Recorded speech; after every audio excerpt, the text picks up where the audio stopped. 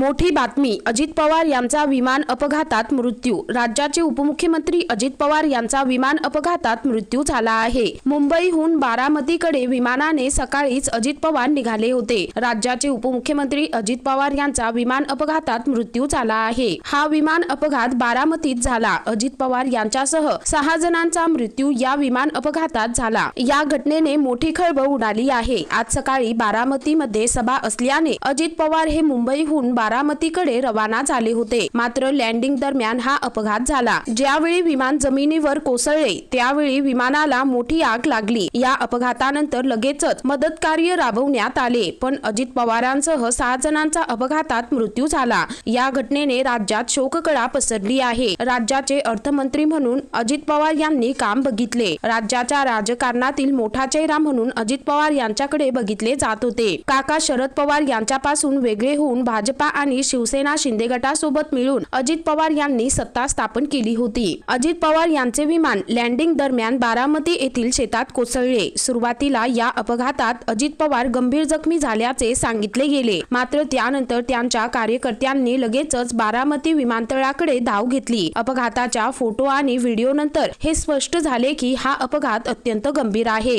अजित पवार यांच्यासोबत या विमानात त्यांचे पीए आणि काही बॉडीगार्ड देखील होते। बारामतीमध्ये सकाळी सभा असल्याने अजित पवार मुंबईहून भल्या पहाटे निघाले होते, मात्र बारामती विमानतळाच्या अगदी जवळ त्यांच्या विमानाचा भीषण अपघात झाला। या अपघातानंतर अजित पवार यांना तात्काळ रुग्णालयात दाखल करण्यात आले, मात्र त्यांचा मृत्यू झाला। अजित पवार यांच्या मृत्यूनंतर लोकांना मोठा धक्का बसला असून कार्यकर्ते रडताना दिसत आहे। अजित पवार यांच्या विमानाचा अपघात ज्या ठिकाणी झाला त्या ठिकाणी मोठा बंदोबस्त ठेवण्यात आला आहे। तांत्रिक कारणामुळे हा अपघात झाल्याचे सांगितले जात आहे। अजित पवार यांच्या मृत्यूने राज्यावर दुःखाचा डोंगर कोसळला आहे। कार्यकर्ते मोठ्या संख्येने बारामतीकडे सध्या धाव घेत आहे। या अपघाताबद्दल सध्या तपास केला जात आहे।